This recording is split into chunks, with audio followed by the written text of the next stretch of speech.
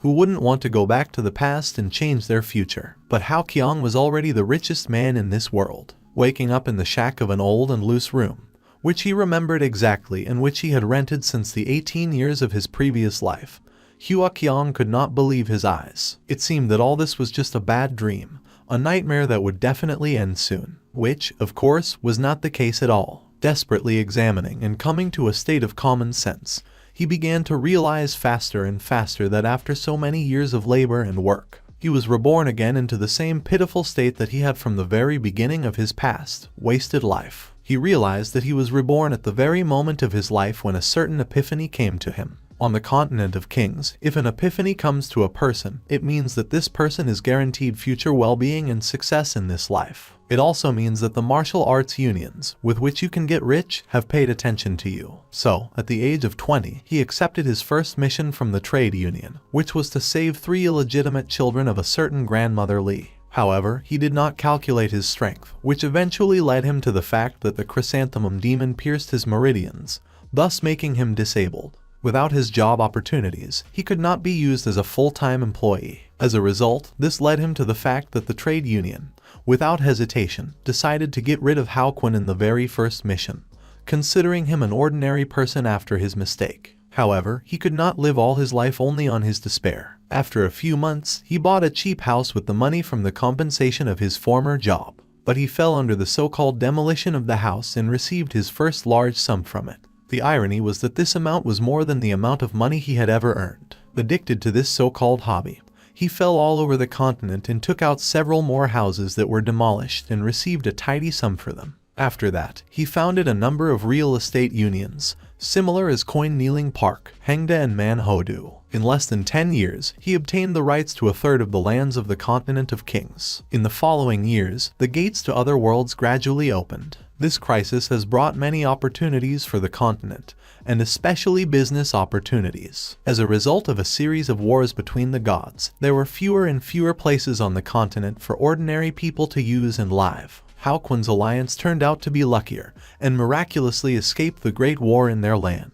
As a result, in the same year, the prices of his plots increased significantly, after which he sold all his lands and at the age of 40 took first place in the list of the richest people. After half of his life, slave labor and the peak of his career, he has returned to his former state, in which he must start all over again. Shouting at his cruel fate, he noticed a thick purple bracelet on his right hand. He remembered that Emperor Zhitian himself, who is the strongest man on this earth, came to him last night, and he gave him this bracelet for a reason. That is, he offered a deal to sell this bracelet, the initial price of which consisted of 10 trillion. Hao Qiang was indignant and did not understand why he needed such a trinket. However, the emperor persuaded him to buy his bracelet, saying that it would heal his meridians and that it would be useful to him. The bracelet was only sold for 100 million. This was followed by a raucous party to celebrate Hao Kun's retirement from real estate. The subordinates of his ladies were upset by his departure and gathered together to talk to their boss,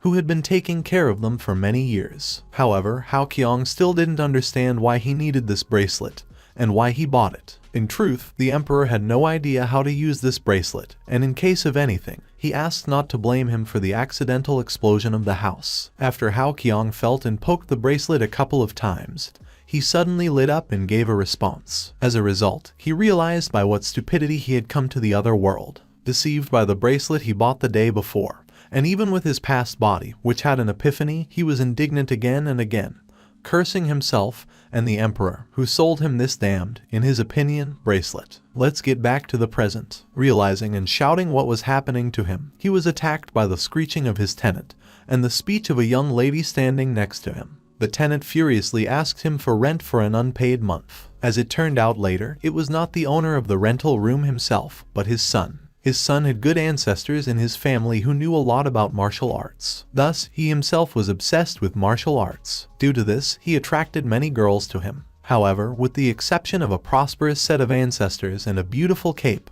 he was a complete loser. In a previous life, the young man became the target of attacks by unregistered martial artists because of his ancestral equipment. After that, he was allowed to face the death penalty. Hao Qiang wondered why he was afraid of him in the past, because he did not even have an epiphany. and in this life, he decided to teach him a lesson worth the son of the owner of one of his lives. After scaring the young lady standing next to him to death, he noticed that his skills from his previous life were still with him, and that his meridians had already more or less recovered. After 10 minutes, he went outside and recognized the city in which he lived his past life. He remembered that the gates to the otherworldly worlds began to open, and the beasts that arrived in the city destroyed him beyond recognition. Walking through the alleys, he noticed how his body was weakening. He wondered how he had used up his strength so quickly. Hao Qiong was hungry, and as he walked through the alleys, he pondered how to satisfy his hunger. Suddenly, girls ran out from under the houses, screaming furiously, and they were chased, it seems,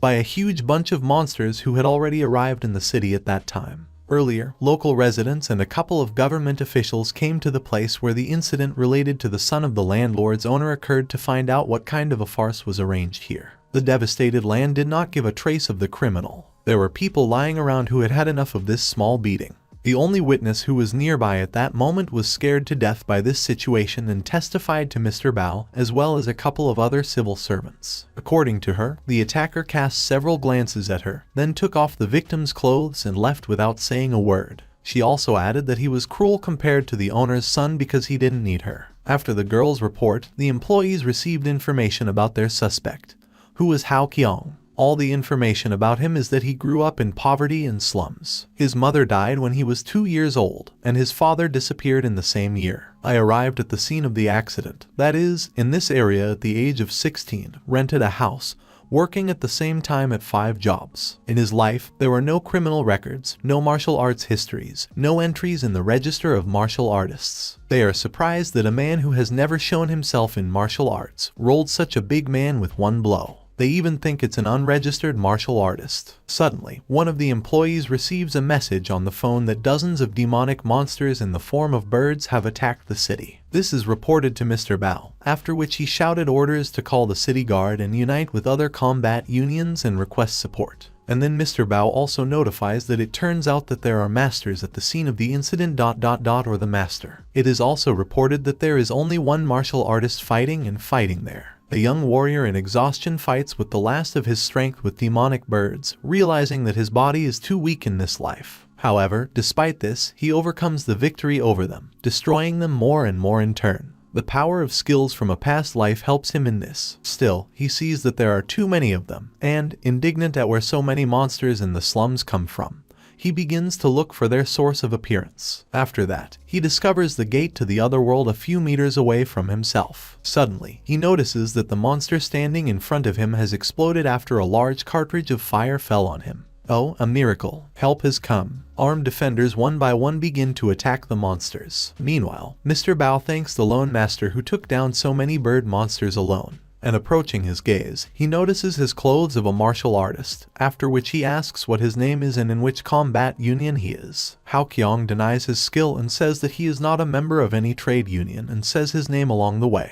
After saying the name, one of the employees begins to remember that he heard this name somewhere. And Hao Qiong proclaims to the whole district that he is new and that an epiphany has just come to him. Suddenly, the employee remembers what kind of person is standing in front of them. However, just as he was about to open his mouth, Mr. Bao immediately shuts him up. Why is that? In being delighted with the power of Hao Kun, the gentleman is amazed at the abilities of a novice, who only recently had an epiphany. The interested gentleman asks to leave Hao Kun his contact details, clearly noticing in him the talent of the future high class and great master. However, he does not tell him this. Instead, he says he needs his contacts for his own reward for saving the city. Nevertheless, Hao Qiong notices the gentleman's interest in his address and throws a bunch of business cards with his data into the air with a snide face. He also notes that all those who take business cards will soon fight for him, since newcomers with an epiphany are in great demand in the trade unions of the current world. Since beginners with insight are easily given what the masters have been learning for years. There is another point, that they are paid more money. Mr. Bao offers Hao Kun to talk in private, to which he replies that if he needs him, he can call him on the business card given to him and flies away on his sword. Surprised at this, Mr. Bao is shown a business card with a woman who was thrown by Hao Qiong.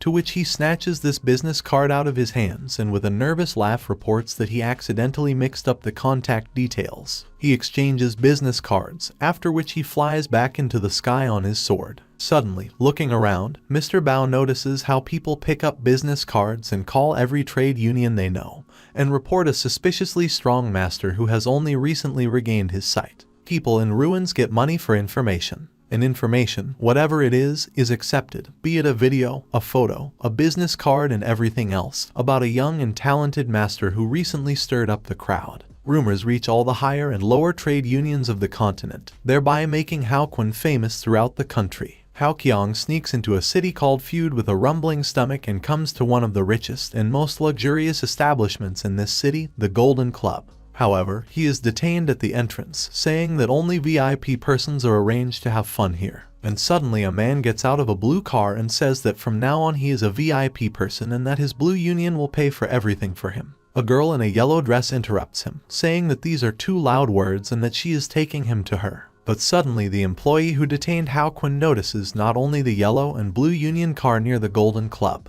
Machines of all trade unions of the continent are gradually accumulating around the building. They expect a word from a young and newly enlightened master of young and so great powers. So, Hao Qiang found himself in the richest and most luxurious institution in the city of Feud, in the Golden Palace. He sits at the same table with 7 of the continent's 9 major unions, simultaneously choosing what to eat, and having time to watch the yellow and blue unions fight for him. The Blue Trade Union proclaims that they were the first to come to the place that Hao Qiang arrived, that is, to the Golden Palace, and that they should do business with him. But the sister from the Yellow Union resists, telling him that the sisters from the Yellow Union immediately fell in love with him, and at the same time jokingly asks, is there such a rule?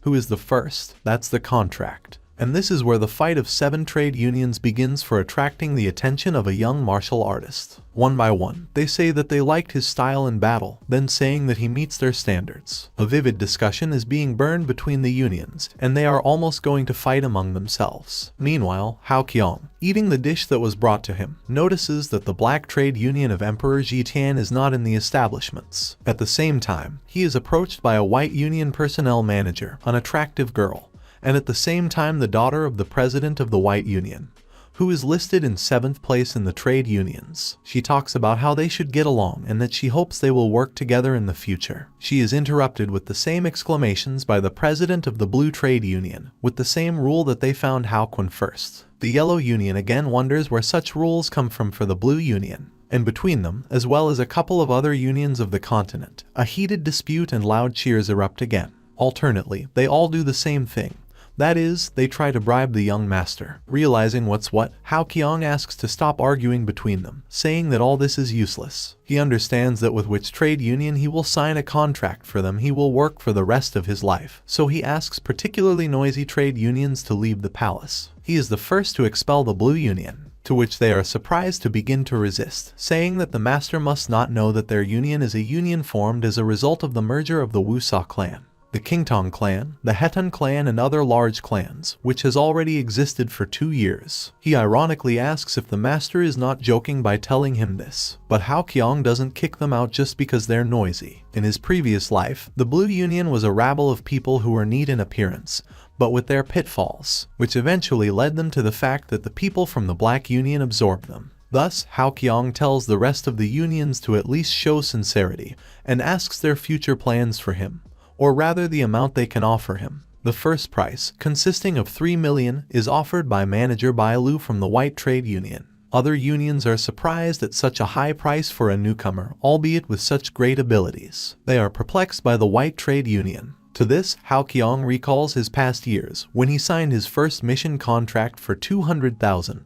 But he still wants to raise the price and is considering how to push other unions to do it. Suddenly, the doors of the Golden Palace open, and the venerable Black Trade Union enters them. At the same time entering, they offer him 5 million at once. Everyone is surprised by the appearance of the Black Union, since they rarely bothered anyone with their appearance. But suddenly a small toothpick flies at the manager of the Black Union, which the young master threw randomly and referred it to a trembling hand. The keepers of the manager are surprised at such an outburst towards their manager and simultaneously attack the young master from both sides with a golden horn and a silver mouth. The palace employees panic, realizing that simultaneously these two techniques can lead the young master to certain death. However, the novice is not lost and immediately brushes off the blow in 2 counts with chopsticks, with which he satisfied his hunger the day before. The keepers are taken aback by this trick of the young master and are outraged that some novice so easily waved off their strong and simultaneous blow, and even with chopsticks. In response to this, they already unite their bodies and decide to make the slaughter even tougher. The employees' mouths droop, as it was the famous technique of the drill of the golden and silver horn,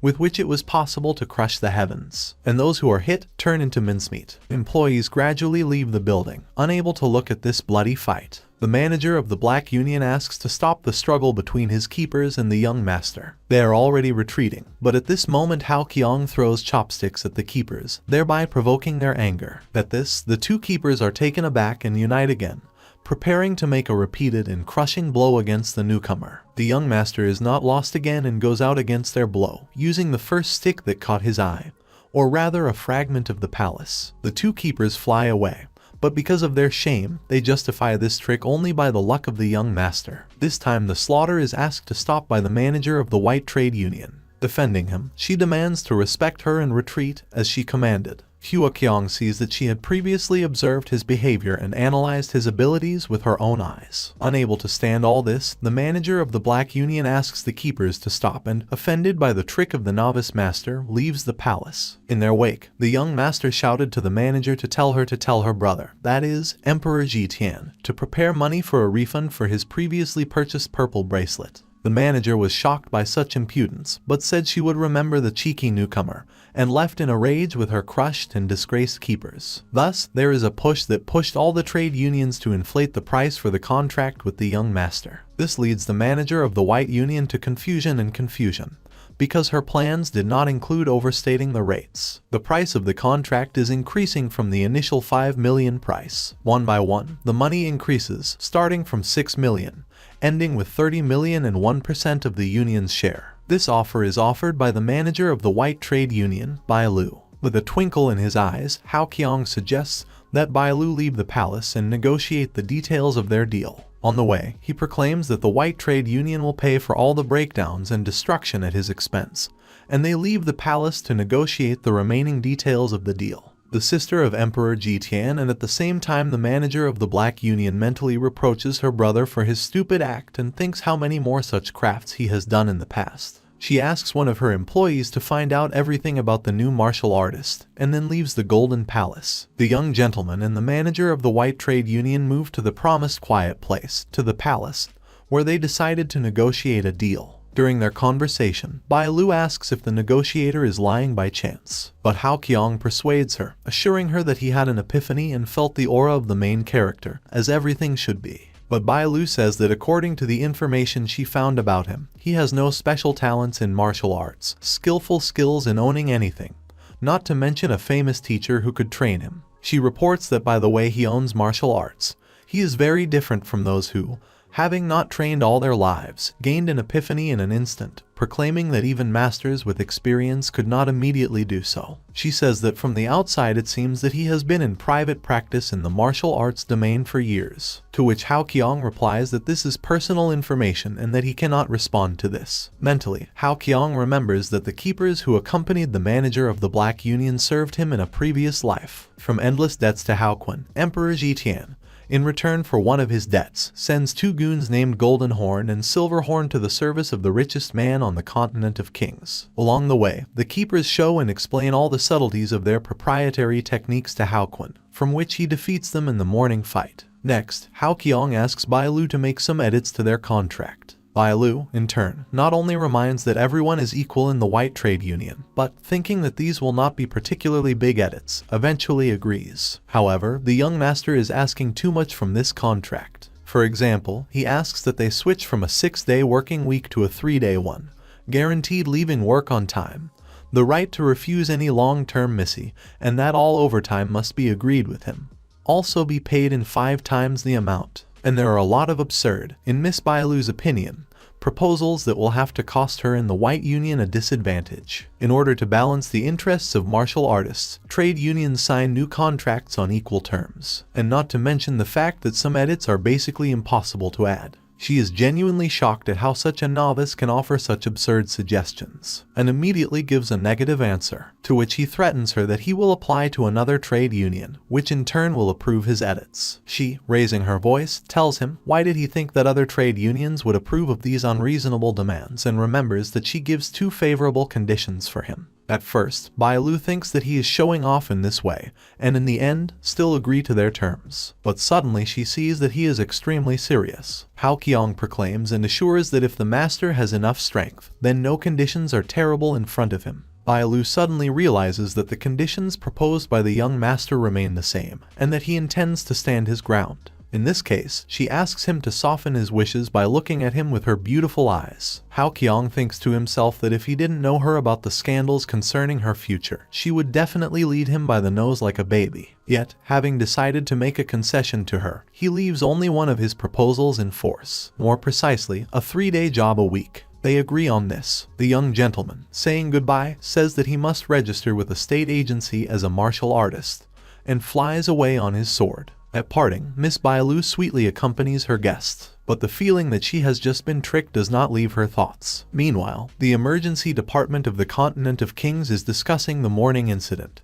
That is, the monster attack on the city in the slums. The head of the Department of Emergency Situations of the Continent of Kings, Cao Wuyan, looking at the data on what happened the day before, simultaneously asks for additional information from his assistant. Then the chief asked if there were any recently registered new fighters, although many students from different backgrounds come to the exam, but they all just want a certificate of martial arts proficiency. The assistant reports that for this reason, they have not registered a single martial artist for 2 months. Hao Qiong comes to the test department of young martial artists and asks for a registration form from an assistant. After filling out the forms, she sees his name and immediately recognizes him. Thinking that he still does not understand the registration nova, she begins to explain everything to the newcomer with a joyful tone. At first, she says that martial artists are those who primarily have special attributes or just those who are physically developed. She says that the levels of the masters are divided into E, D, C, B, A, S, and there are also levels above that they cannot measure here. Further, it is said that during Epiphany, natural Kai enters the Danshan, forming special properties, and attributes are divided into metal, wood, water, fire, and earth, and various strange special abilities are also classified as a martial arts attribute. And if the master has any attribute in this way, he usually starts from the C level. But Hao Kun didn't have any attributes, and he told the assistant that he must be just a physically developed master. So, the assistant leads him to a testing facility for martial artists without attributes. His test is to use Danshan Kai to create the strongest surge of his powers, escorting him to the complex. At the entrance, he is asked to change his clothes to see if the young master has any hidden attributes at hand. He is led to a test machine that is connected to the Gate of True Kai, which, unlike the otherworldly gate, is connected to a world unknown to them. The Kai Gate is also connected to the whole Kai. The assistant asks the young master what level of martial arts assessment he wants to choose. The young master chooses the lowest, to which the assistant replies that the higher the level, the more Kai he will receive from the gate, which will also bring general benefits for his development. Mentally, he recalls a past life in which the test for the highest level, that is, level S, caused monsters of heaven and earth, and that many gifted people died from this incident. Therefore, he refuses to take the test at the highest level and chooses a low level, the passing figure of which is 60 points. In the past, Hao Qiong bought for a low price, at least for him, everything that Emperor Jitian offered. Thus, one day he bought a Shenquan book from him, which explains the ancient martial arts technique of any ranks. But the advantage of the techniques in this book was that they didn't require much Kai. He remembered one technique from the same book and delivered a crushing blow to the car, which attracted the surprised attention of other students. From the crushing blow of Hao Kun on the test machine, a huge lightning flashes, which strikes the palace of the martial arts master's test check to the dome. The lightning comes out to such an enchanting degree that the employees at first thought that it would rain soon after. But the funnier thing is that the young master, even with such strength, gains only 60 points. And yet, everyone is shocked by this amount, even if it is the lowest level. This was quite enough for a passing count, which everyone could not do. The students of the martial arts test complex are surprised to start asking him which school, or which master he studied at, while he cursed the emperor inside himself for his non-working book. Then he is asked to enter the energy space of the Kai of heaven and earth so that he accepts the gift. According to the assistant, after a while, the life force liquid will send him to the life force space. She warns him that slight discomfort may occur. Standing under the dome with the green liquid, he sees that this place smells a lot like that. Then he remembers how many other people were here, since gifts of class and higher require a message to a higher authority of the medical team, the emergency response team, the funeral team, as well as the conclusion of a life and death contract. For a person at this level, there may be great discomfort due to bodily sensations, but the rank that Hao Qiang chose was the lowest, and therefore such problems should not have happened. Throwing his thoughts about Emperor Zhitian, who bothered him with such a careless book, Hao Qiang sneaks into space with the words that this is just a license to be a martial artist, and then, if he wants, he can easily raise his rank to the highest level of S. Passing through the green liquid under the gaze of the other students and the assistant, Hao Qiang finds himself in the space of life force. In his previous life, he had already found himself in the space of the life force, but his feelings since then have been many times different from the present ones. The monitor lights up on the side of the life force space, and there is an assistant with several students in the background who want to look at the now legendary newcomer in their complex. The assistant reports that she can't hear his voice, but she clearly sees his entire space. She also says that it is possible to get out of his life force space before his body dies. Mentally, Hao Qiang remembers how he was in this space in his previous life and that then a ray of light just entered him and that was the end of it, after which he had a little headache. He thinks it would be better to get out of this space as soon as possible. Suddenly, a large beam of light hits him. Or is it not a ray of light? Suddenly, looking up, he sees that it is far from a ray of light. It is a huge monster of heaven and earth, with which he is clearly unable to cope. Running up to the monitor, he shouts and waves that he needs help. But since they do not see the monster and do not hear Hao Qun, they arrive at a loss with his antics. In funny faces, they begin to contemplate how he runs from side to side, joking that he must really like to run and wave his hands. Hao Qiang himself, greatly shocked by this, bending into a corner, begins to survive by running and, as best he can, rebuffing the monster of heaven and earth. An hour later, the monitor that shows Hao Qun in the life force space runs out of power and he turns off. The anxious assistant wonders how for such a long time Hao Qiang still can't get out of space. All this has been going on for so long that the head of the Department of Emergency Situations of the Continent of Kings himself comes to see what kind of a farce is going on in their complex for martial artists without attributes. The assistant informs that there is a new martial artist who has entered the life force space. However, she and everyone in this complex is concerned that it has been about an hour since he still does not leave this space. The boss comes along with his employees, who check the car for serviceability, and suddenly one of them notices that the level is exceeded by the rank of S. The assistant, almost with tears in her eyes, remembers that she connected the car exactly to the lowest rank of E. The assistant is horrified to notice that from the lowest level to which the machine was supposed to connect, it connected to the highest, and that perhaps the person inside the life force space has already escaped through the fault of the assistant. One of the employees of the chief reminds that the car is very unstable, and that even the grade test requires special care. Suddenly, one of the employees connects the monitor power, and they begin to contemplate how the young master is trampling on the ground in exhaustion of his last strength. Everyone watches in horror as he crawls along the roads, when suddenly he breaks free from the hands of the earth and runs to the monster of heaven and earth. He threatens him that even if he dies, the monster must be crushed. Everyone sees that he is alive, and the assistant immediately rushes to pull him out of the liquid. However, after a few seconds, the valve with the glass breaks, after which Hao Qiang weakly falls to the floor of the martial arts complex without attributes. Being inside the life force fluid, he opens his eyes and gradually realizes that he is alive and wonders if he has left the life force space. Slowly regaining consciousness, he begins to notice that he does not have a pair of limbs. But when he gets the opportunity to move them, he sees that they are not missing, they are simply not visible to human eyes. And at the same moment, out of the corner of his eyes, he sees a huge monster of heaven and earth to his left. He realizes that the monster is still filling him with its kai. Then it dawns on him that the enhanced attribute of this very monster turns out to be the skill of the stealth attribute. And at that moment he understands why the people behind the monitor did not see the monster of heaven and earth. The true kai of heaven and earth is still entering his danshin in a continuous stream. His current danshin will not be able to absorb the true kai of the S rank, so there is a so-called overdose from the kai monster of heaven and earth. Under the pressure of kai, the monster of heaven and earth, the dome with life force explodes, and Hao Qiang falls right on the assistant, who at that moment was rushing to his aid. The head of the emergency department of the Continent of Kings and other employees, as well as students of the martial arts complex, are surprised to see how he survived, and look at Haoquin with amazement. He comes to a state of common sense and examines his limbs, which turn out to be in perfect order. Looking at all this, the assistant tells him that a person who arrived alive from the space of life force, the damage to his body comes in full order, and congratulates him on acquiring the gift of the Kai of heaven and earth. Seeing that everything is fine with him, Haoqiang starts shouting at the assistant. He says he almost died in the life force space, and indignantly asks for an explanation from their commander-in-chief. And at the same moment, the boss who witnessed this scene reports that he is the main one here. He asks Haoquin to go with them to the main office so that someone will take care of compensation for the victim.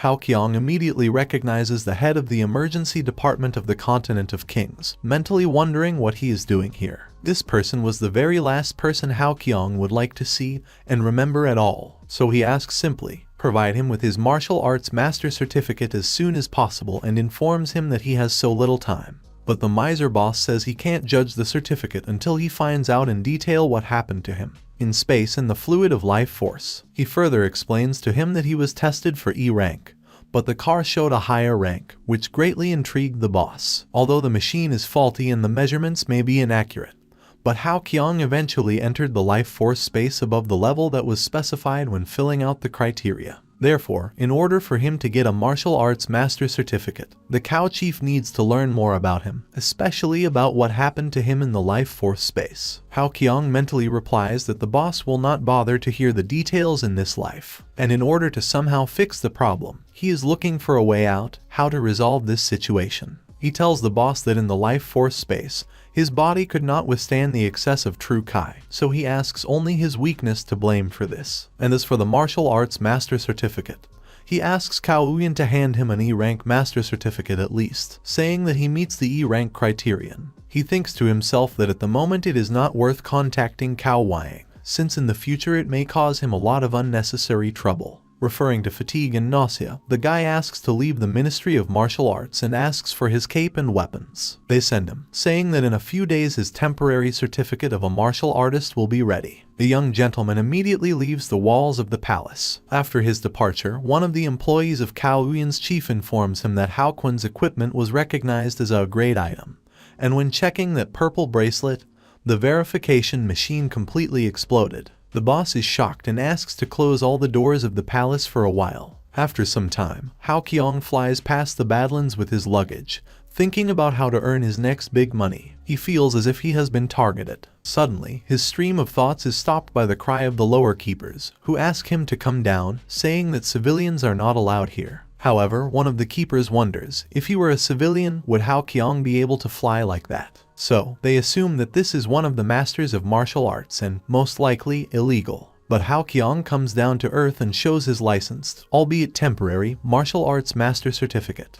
He is told that even experienced martial artists cannot walk in the barren lands without permission, not to mention a fresh master who has just received his certificate. Haoqiang announces that he has a mission assigned to these lands and asks to be taken through customs, to which the keepers begin to question him about the missions and ask him which union he is in. He says that the other participants are already there, and, not wanting to explain himself further to the guards, he informs them that he is from a white union whose manager is Miss Bailu, the daughter of an extremely influential person. They immediately recognize an authoritative lady by her name and, unwilling to have problems in the future, immediately let him through the gate to the barren lands. Meanwhile, Haoqiang thinks to himself that these same door pushers will become the first bait of monsters from other continents in the future, who will come to them through portals and borders between the lands in which they serve. These people are the poorest people of the continent, because in order to feed themselves and their family, they took on the task of holding the gates of the Continent of Kings. Haoqiang also thinks that this is a rabble of poorly educated and poor people. But, referring to the fact that this does not concern him, he reminds himself of his goal, to earn as much money as possible,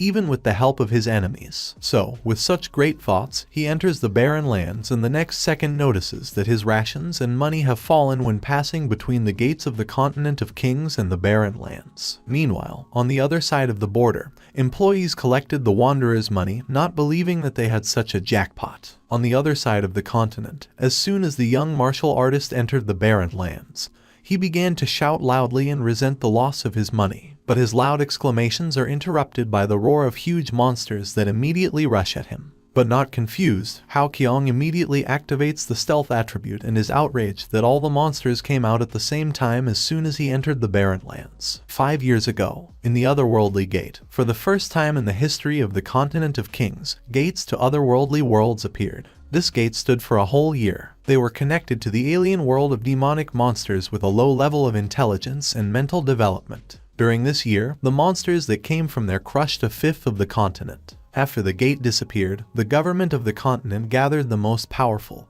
and influential people of those times in one tent to destroy the monsters. However, the monsters' skills to adapt quickly to a new environment, as well as to multiply quickly, exceeded people's expectations. As a result, the brilliant minds of the continent, having gathered, decided to make a safe action plan for preserving the continent without endangering it. However, their plan turned out to be very narrow-minded, despite all the genius of reasonable people. Place punctuation marks, commas automatically. Punctuation check. They created a barrier around humanity and sent all the demonic monsters to the Barren Lands and thus relied on their weak intelligence, hoping that the monsters would never notice the barrier hidden from them. But it was going to happen sometime. And it happened. Gradually, the monsters began to notice the barrier. At that moment, both the wall and the artificially hidden barrier could not save them, which in the end almost led to the death of all mankind. However, as Hao Qiong remembered, the situation was saved by the strongest man in the world,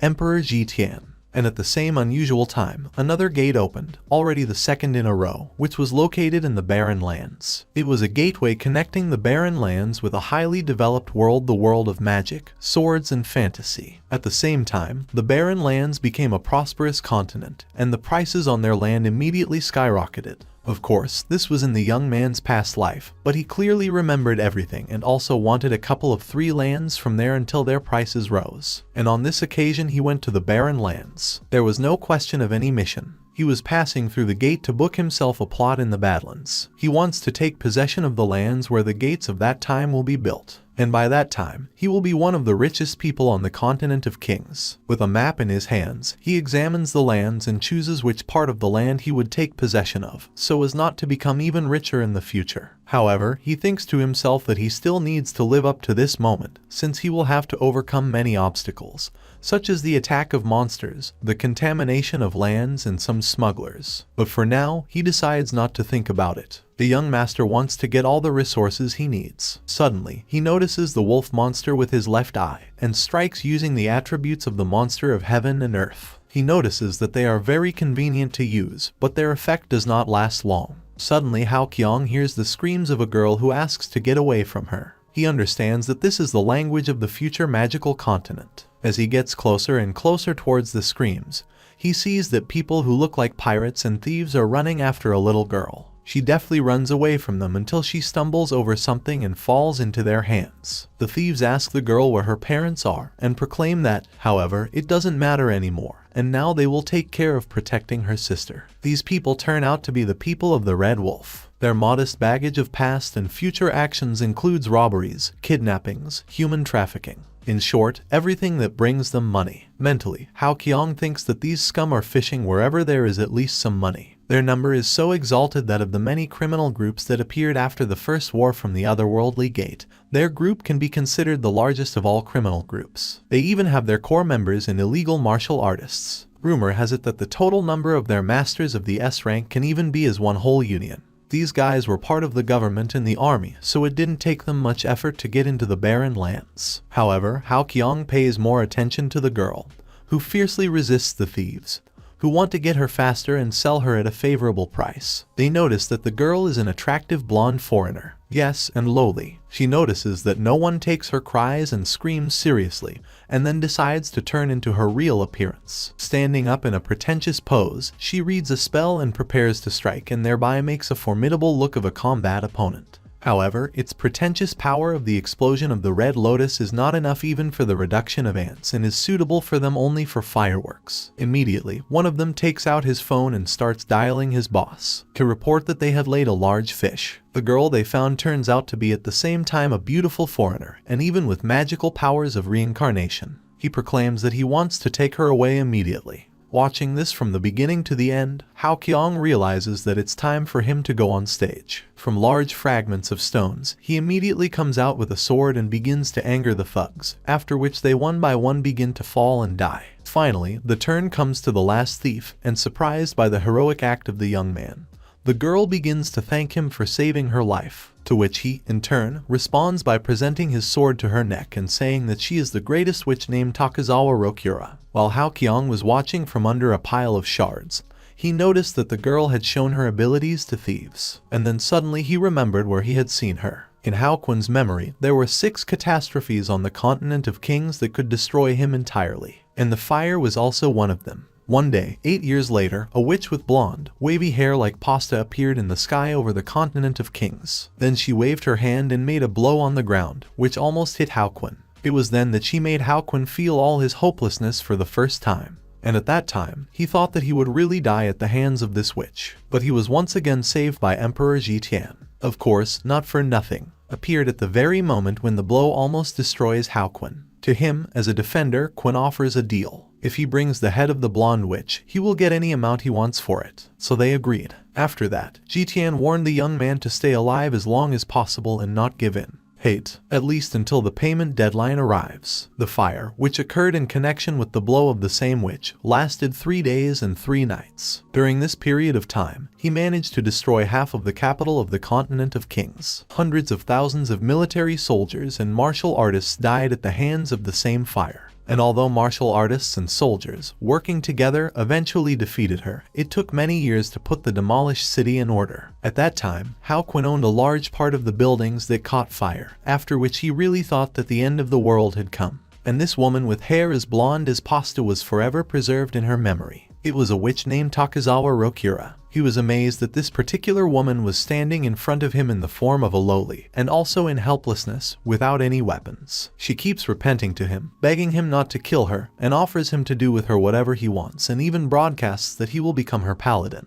In return, she asks the young man to help her leave this world. For the long period of Hao Quin's silence, she already thinks that he does not understand the language. Magical creatures from another continent. However, he still gives the answer to the girl. They both understood that he had put her in an awkward position with his silence while she was crucified in pleas. Therefore, they exchanged fierce glances, in which Hao Qiong recognized the past merciless witch that destroyed part of the capital of the continent of kings. Then he let the girl go, saying that he was not interested in children. Hao Qiong thinks to himself, how did such a crazy woman manage to be able to turn into a child and again into an ordinary girl at the same time? And who does she want to deceive with such cheap tricks? At the expense of her, Hao Quin already had a plan of action in his head that would bring him to another colossal amount of money. When he returns to the Union, he will find a person who will look after her for a couple of years, and after that, when she begins to give the first fruits of her madness, he will immediately overthrow her. Thus, he will prevent one of the colossal catastrophes for the continent of kings and will be able to replenish his wallet with a couple more millions at the same time.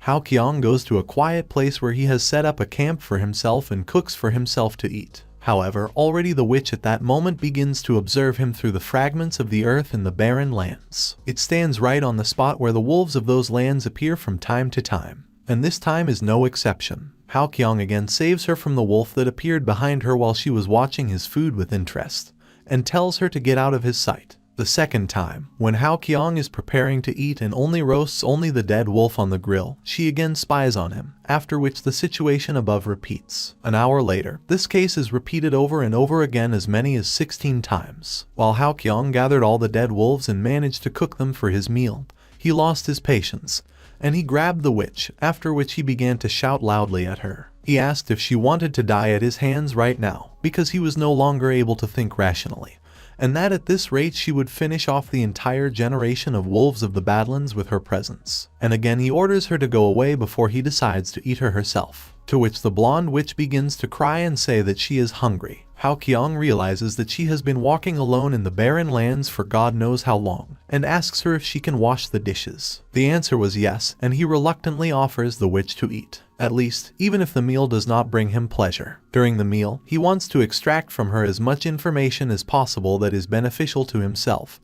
and begins to push her to talk. First he asks how she got here. She replies that she is studying at a magic school, and the other day during exercises with fire she formed a strange magical funnel, similar to something like a portal to other worlds. Immediately she becomes curious about what is behind these funnels and decides to cross this formation. However, as soon as she enters the funnel, the formation disappears and she sees a cave in front of her with a crowd of people who look like slaves, experiencing inconvenience. Then a seemingly not very friendly man, seeing her, starts shouting and chasing after her to grab the witch. She runs as fast as she can, but out of the corner of her eye she notices a man who gives orders to these slaves. It turns out to be a man wrapped in a rattlesnake around his neck. All this time they are chatting in a magical language. In conversation with the witch, the young gentleman asks what her future plans are. She asks him for a way to get back to her continent, but the young man says there is no such way. She is horrified by this news, but then pulls herself together and says if she practices magic, she can get out of here herself. However, this method requires special efforts, and in order to achieve them, she must follow Weakling.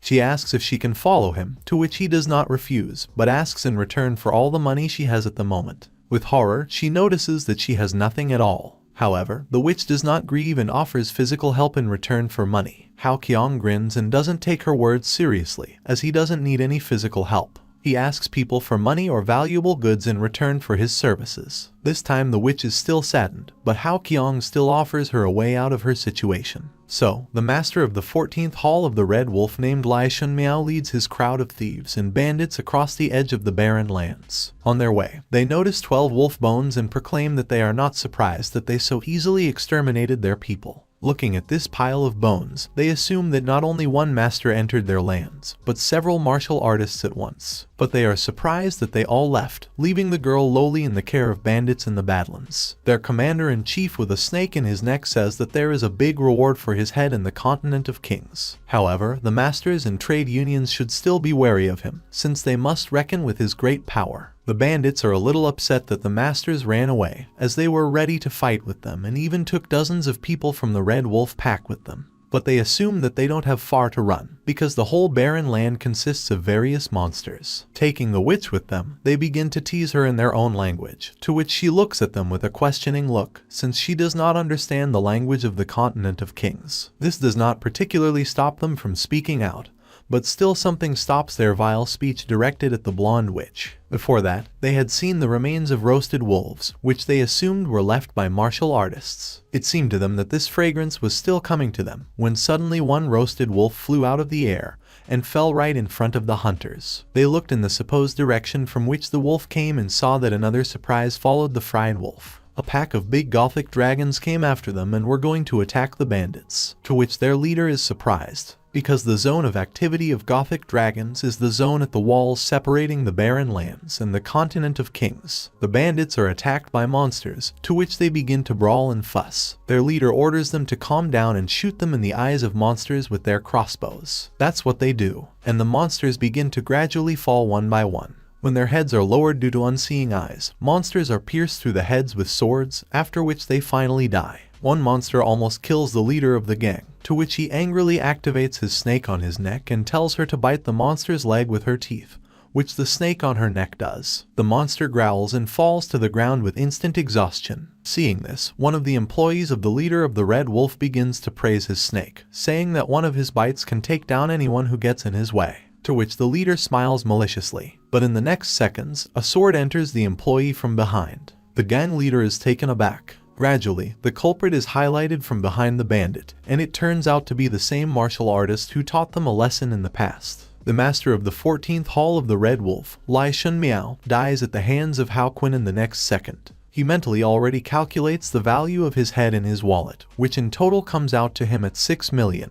He picks up a witch, and gradually his attribute of secrecy disappears, and he becomes visible to the eyes of people. It turns out that all this time, while the witch was with the thieves, he was standing next to the enabled stealth attribute, and a flock of Gothic dragons came there because the Kai of the walls is the same as the Kai of Weakling. He waits for the right moment, as everyone will go to destroy monsters, and at the right moment he will take the soul of the most profitable of them. After that, the members of the Red Wolves notice that their leader is no longer alive. They immediately rush to grab the wizard and the witch, but they are not released by a pack of monsters, and they manage to escape. Along the way, the young master takes a snake on the neck of the leader of the Red Wolf gang and takes it for himself. He tells the witch that her food has paid off, and he will calculate the rest of the debt later. He also offers her an extra dinner, saying that she will pay for this later. They safely escape from the bandits, and for the next hours they cook soup with the leader's snake in their camp. The witch asks if what they are doing now is normal. The young man does not understand what she meant, and assures her that everything is fine. Furthermore, he has already created a simple mist formation from the 5 elements he has so that the Red Wolf gang can't get out of it. However, the witch was interested in another question. How would they eat the goo in the pot, which they themselves called soup? It doesn't look appetizing, but the young master assures that the ingredients in it will soon disappear from the face of the earth, so you need to eat it. The witch reluctantly agrees. In the next hour, the witch has a severe stomach ache, and she experiences a fever. She asks Haoquin if they were poisoned by that soup, to which he replies that he did not expect that the Kai of heaven and earth would be so much. But the absorption of Danshin is a very smooth process, and he assures her that it is just a small fever. The soup that Hao Qiang cooked contains the Kai of the barren land, and therefore the witch has a stomach ache. Hao Qiang suggests that the witch suffer a little pain or undress slightly so that the fever recedes. Hao Qiang orders the witch not to move and watch her inner breathing. The witch greedily gulps air, shouting to Haoquin that she is very hot and that she is no longer able to endure this pain. Hao Qiang, in turn, shouts to her that if she continues to move like this, she will definitely become crazy. Mentally, he makes an analogy related to the Kai of the barren land and big money, that both of these drive a person crazy as soon as they fall into his hands. He also recalls a past life where people discovered this method of quickly absorbing the Kai of heaven and earth only when these lands were already destroyed and turned into ruins. And suddenly he remembers that at the moment in the magical continent where the witch came from, there is also no way to absorb the Kai of heaven and earth. He shudders and asks the witch not to move so abruptly if she doesn't want to die. He notices that the witch's body is burning from the excessive flow of Kai and harder tells the witch to listen to him carefully. He explains the so-called sunflower technique, which helps to resist the flow of true Kai, and asks to follow his instructions. Then he does everything to keep the witch alive, because he is afraid that if she dies, he cannot take his promised money from her. The blonde witch begins to breathe deeply, and not just breathe like ordinary suicide bombers do, she begins to breathe real fire. Hao Qiang did not foresee that she could breathe fire. The master and the witch began to blaze under the flames of the red fire, but still both eventually survived. In the morning, when the process was over, Hao Qiang collapsed to the ground without strength, while the witch, on the contrary, was at the peak of her powers and trained to launch fireballs at the edges of the barren lands. The witch enthusiastically begins to show her tricks to the weakened Haoquin and begins to feel stronger than before, to which he says to stop making noise so that the Red Wolf people do not find them both. The witch immediately calms down and sits down next to Haoquin. She picks up his map and asks what kind of circles are circled around some places on the map. Hao Qiang proclaims that these are lands where you can earn a lot of money and get rich. He also informs that the barren land is a land of possibilities that has not been able to recover until now after the first otherworldly gate, and that there are many alien creatures, minerals, and orphan treasures here. So, they are about to leave the barren lands, and Hao Qiang tells the witch that with or without money, she will return home for the new year. Suddenly, someone rings the phone. It turns out to be Miss Bai Lu. She says he should have contacted her, however Hao Qiang interrupts her, asking about the contract. She is surprised at the impoliteness of the guy and says that he could at least say hello, to which the master replies that everything is fine with him. She further says that she has discussed the contract with the president, and there are no problems with him. However, in the end, since this is a very lucrative contract for Master Haoquin, their union wants to see him on the entrance test before he signs the contract. To tell the truth, Haoquin had not heard about any entrance test before and assumed that they were trying to lower the price of their contract with this. She informs him that this test is really a good chance to get a high subscription bonus as a beginner. He asks Miss Bai Lu what will happen if he doesn't come. She says that in the past, beginners were not required to take the test, but now it's just a really profitable continuation, which is provided as a bonus. But if suddenly a martial artist fails the test, he won't mind some changes to their contract. Hao Qiang announces that if he passes the test, they will change the terms of the contract by doubling the amount of the subscription bonus. Bai Lu ironically talks about how funny Hao Qiang is, but reluctantly agrees to his terms, since the martial artist is quite a skilled beginner in his field. so their conversation ends. The witch and the master gather at the path, and the master says that he wants to show her the continent, to which the witch replies that she wants to eat. They make their way to the city, where the master buys a bunch of sweets for the witch, and they eat these dishes on the way. The witch asks if she can then eat a couple of fried wolves, to which Hao Qiong replies in the affirmative. He says that in this continent there is a place called a brothel, and someday he will take her there for a couple of days. They come to the White Trade Union to get some money for everyday life. The girl asks who this woman is in front of them, and Hao Qiong replies that this is the person who will give them a tidy sum for accommodation.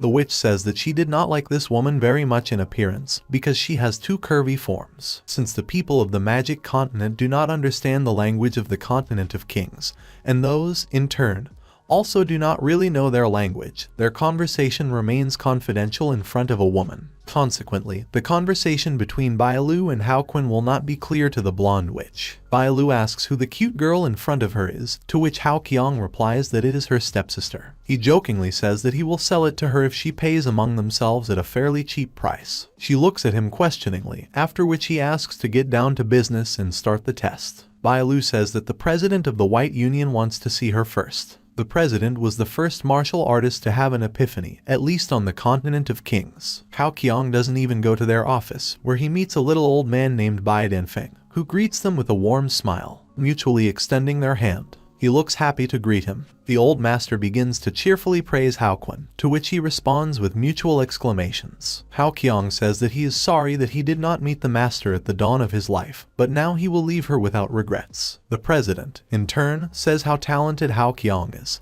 since at such a young age he was already able to defeat two of the strongest keepers of the Black Trade Union. In a word, they praise each other to the extent that Hao Qiong already says that the president is the god of war among men. And the president says that Hao Qiong will become a dragon among martial artists in the future. But suddenly the president says that he has heard about how Hao Qiong has put forward new proposals regarding the contract. With a smile, he offers him a fight with a deal that says that if he defeats the president of the White Union, he gives him double pay for it. The young master asks if they agree to his request regarding the contract, to which Mr. Bai replies that this is due to the fact that whether the master himself depends on this price. Suddenly, Hao Qiong, with a menacing look, asks the old man if he wants to check it out, and they begin the fight right at the place where a seemingly kind conversation was conducted before. The old man begins to reproach the guy for wanting to cash in on someone else's wealth, and that his contract requirements are too high. The president first wants to shake and see if he can stand up for his life, and directs a stream of pressure from the true Kai of heaven and earth on the young man. Hao Qiong marvels at how the president could increase the strength of his true Kai at a time when technologies such as liquid and the space of the life force of the Kai of heaven and earth did not even open up. Hao Qiong is not lost. He knows what to do with such a flow of Kai when such a thing is directed at him, and holds the Kai with one grip. He thinks that in a previous life he would have been frightened by such pressure, but now the young master straightens up and confidently restrains the old man's Kai. All this, in turn, is watched by the president's daughter and several employees. The president looks at how a young master with literacy has kept the Kai of his flow, after which he asks his daughter to redo the contract. He tells Bailu that he raises the stakes, and if Hao Qiong can handle 3 tests, he gets 300 million for signing the contract. Surprised by this, the young master agrees, but asks the old man what will happen if he loses at least once. The mature master replies that he misunderstood the terms of the contract, since if he wins for the first time, he will in principle be able to sign the contract. For the second time, he receives a 4-fold subscription bonus, and 300 million will fall to him if he wins 3 times. The young master agrees to this deal, seeing her very profitable for herself. At this time, looking at their conversation, Miss Bailu and one of her employees are having a conversation. An employee, hearing the figure of 300 million, asks if her father has aged too much. Bailu understands what he is driving at and says that she trusts her father's vision. So, while the contract is being prepared, the manager of the White Union accompanies the master and the witch to the venue of the first test. The witch asks the young master if he will buy her some more sweets, to which he replies that when everything is over, he will buy her as many sweets as she wants. Meanwhile, Bailu explains to the young master that the White Trade Union has various programs aimed at improving its strength, and thereby opening up many opportunities for itself. She also says that their union does not spare money for the development and improvement of the strength of their masters. While they walk to the test center, they pass by laboratories where masters fill their strength with the help of true Kai liquid. Hao Qiong thinks to himself that it was not surprising that the White Union grew so quickly. The masters of martial arts of the White Trade Union see the very newcomer for whom the union paid a lot of money, and they say that he clearly does not look worth it.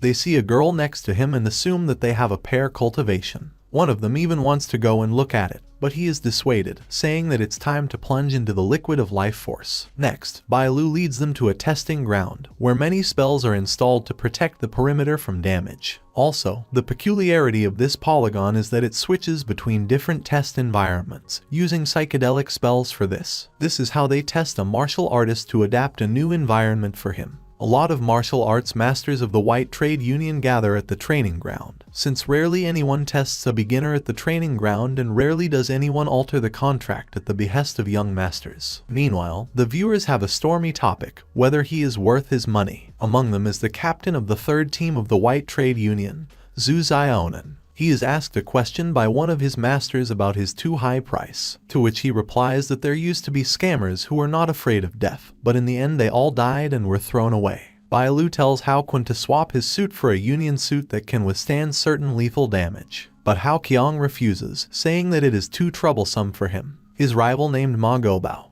who is on the first team of the White Trade Union, is brought to him. In his first life, Hao Qiong had only heard of this master who had seen the light, the same as him. This master also has a high potential of the wind attribute. He also remembers that in his later life he founded the Chaos Sect. Ma Gobao looks at the newcomer with a grin, jokingly asking if he is the one who wants a 60 million bonus. He says that he can't even break his finger with 2 hands. Hao Qiong exclaims at this and asks for his finger, saying, if he does break it, he will call him a puppy for the rest of his life. Ma Gobao in anger wants to yell at the newcomer, but he is stopped by the president standing next to him. And then he leaves. The president asks not to provoke Ma Gobao, to which Hao Qiong just playfully shrugs his shoulders. So, the fight begins. But first, to be honest, Bailu informs that the masters can use their weapons or weapons of the same class that the White Trade Union provides them. Ma Gobao says he's using his 5-piece battle chain, and Hao Qiong pulls out his sword and gives it to the witch to hold it. He says he's free to fight with his bare fists. The witch takes the sword away, and the president says that her brother is very unrestrained, just like himself in his youth. However, the witch does not understand the language of the continent of kings and only looks at the old man questioningly. Meanwhile, the location of the polygon is changing to a forest. The masters of the White Union and the captain of the third team, Zhu Zionan, discuss the seemingly stupid act of the newcomer. The captain is asked how long he will last without weapons, to which he replies that he saw that sword on the video, and the sword turned out to be a high-level artifact. However, since the novice is fighting without him, then, according to his calculations, the testing will end very soon. He also mentions that Ma Gobao's strength is among the top 3 among the newly arrived martial artists. He can also kill dozens of low-level monsters at the same time. The fight begins, and Ma Gobao, swinging, creates a kind of web with his weapon and at the same time threatens Hao Kun that he will live in the shadow of this duel after today. Ma Gobao also says that he shouldn't worry about his face because he won't touch him. He says that on his face he wants to see all the pain and suffering that he will cause him. First, he wants to start breaking his bones until he is on his knees begging him for mercy. Martial artists in the stands begin to talk about Ma Gobao's abilities. He is a master of wind attribute martial arts. Consequently, his ability is his speed.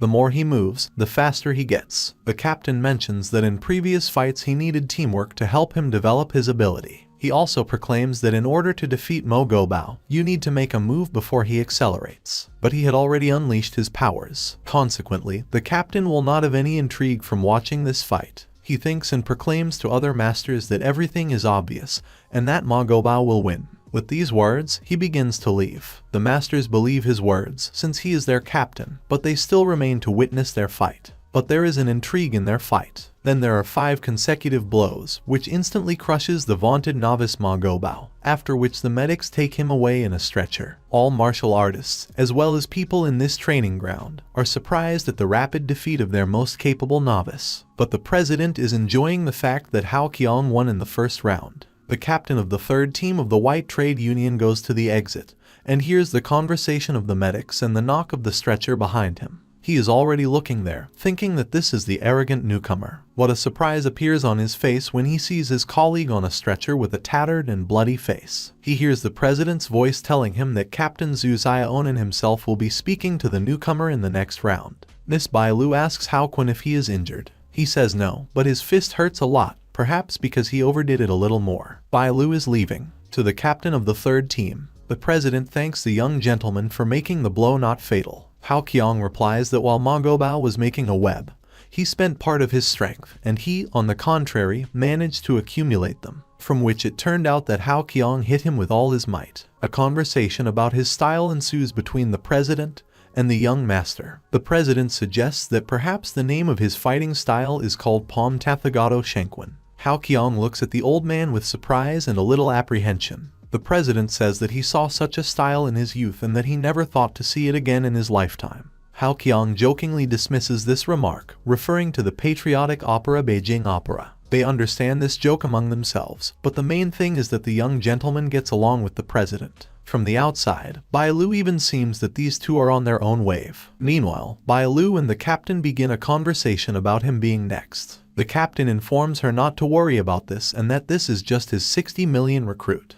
The captain notifies her that it will be easier with him. In the end, he also signed a contract for 80 million and passed the same test for beginners. However, he says, 60 million recruits are still a rare talent among martial artists. The president begins to introduce the rivals to each other. The captain himself begins to introduce himself to the newcomer, but he says that he is not interested. Struck by the arrogance of the young master, he falls into a stupor in quiet anger. Hao Qiong proclaims that he felt the murderous intent that was chained to him, and asks the captain if he planned to let him out alive from the landfill at all. The captain, grinning, replies that the older generation is standing in front of him for 80 million and that the newcomer is clearly overestimating himself, since he is thinking about this. He threatens that such exclamations may not get away with him and go sideways in the upcoming battle. Leaving the ring first, the captain hears the dialogue between Bailu and the newcomer. She tells him that the captain is quite strong and that he should be careful. He just agrees with everything that Bailu tells him. However, then the captain hears the shocking news that if the newcomer wins this fight, his bet will increase by 120 million, and for winning the next fight he will receive all 300 million. So, a fight begins between them, and all the martial artists of the White Union gather in the stands to see their captain in a very capable novice fight. The Union is divided into 6 teams, the captain of each of which gathers a team independently. Hao Qiong thinks to himself, what is possible, therefore, it is really difficult to become a team captain and such a chance is really 1 in a million. Bailu asks the captain of the third team of the White Union if he wants to take a weapon, to which he instantly calls his gun to him. Namely, he calls out to the henchmen from his team, calling them a big sword and a big shield. The two masters who had a conversation with the captain during the first test instantly fly into the air and enter the ring. After that, they stand next to the captain, and they all turn into one big fatal structure, which consists of a shield, a sword, and the owner himself, who also turns into a huge and ferocious wolf. And the minions themselves turn into a sword and shield. And so Hao Kun will face a large and seemingly merciless wolf with a height of 2 meters, in addition, who has strength, a fighting style, a human shield, and a sword. He is taken aback by this and proclaims to the president that this is a very good, but not an honest trick. The president, in turn, assures that everything is fair since he uses people simply as objects. Rather modestly and without frills, the captain begins to praise his ability, saying that managing with 2 masters of reincarnation at once at the same time is already a sign of great strength. He proclaims that in all the 9 great unions there is not a second master like him who has such an ability as he has. Bailu supports him, saying that everything he just said is completely true, and says that this unique ability is called Wolf Connection. But the young master shouts in a rage that he doesn't care about it and that deception is deception. However, since they are actually making honest moves, he humbles himself and comes up with a new plan. He calls a witch with a sword, to which the experienced masters are surprised. They exclaim how such an arrogant master took at least a sword with him this time. But suddenly Hao Qiong lifts slowly into the air and says that he is using her as a shield. Everyone at this moment falls into a stupor from this young gentleman's day off. When Bailu asks with a questioning look what the young master is doing, Hao Qiong replies that if the captain is allowed to use 2 masters, then why can't he use his lowly as a shield? And then he tells the witch in magical language that the guy standing in front of them is a wolf and that if she defeats him after the fight, she can fry and eat him. To which the bully in the form of a wolf looks at them and proclaims that he does not mind crushing them both together. Hao Kun looks at the president with surprise, after which he tells him that a living weapon as such cannot attack the enemy itself. The president of the White Trade Union praises Hao Qun and says that using a person as a shield is a very creative idea, so they have no further problems. Both sides have finally come to a common agreement, and the polygon moves them to a random location. This place turns out to be a desert. The fight barely begins when the wolf immediately takes off into the sky and begins to reproach the young martial artist that he should not blame him for his death in the future. Hao Qiong also does not stay away and also rushes to the wolf with the words that he is not afraid of him. He picks up a witch and a sword, after which he goes to a blood-curdling fight with his opponent.